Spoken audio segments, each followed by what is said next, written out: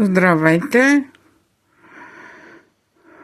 Правя това видео с моите изплетени терлици. Тук са два вида модели. Повечето са модели, които аз съм нарекла Мария, на името на една жена, с която лежахме в рехабилитацията на Втора градска болница. Ето тези, които ги показвам, са този модел. Ето този терлик или тези терлици, тези и тези.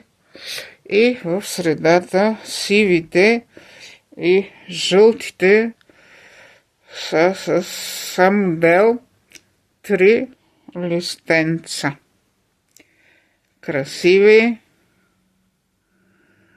уютни, не че другите не са уютни, просто топлят през зимата, красиви са, пак повтарям думата красиви.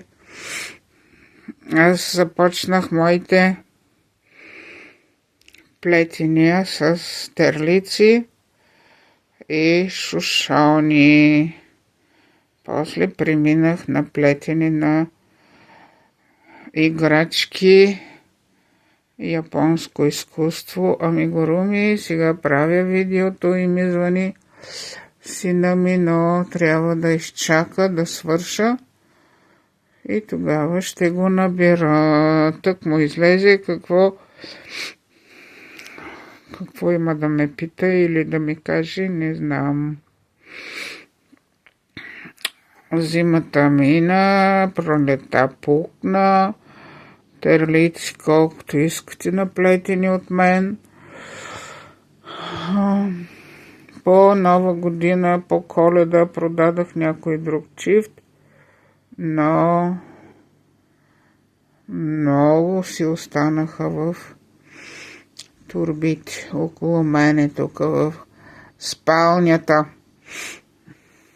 Плетох 5 чифта шушони по поръчка на един стар клиент, който ми поръча шушони, защото ги носи и зиме и лете и е производител на дини.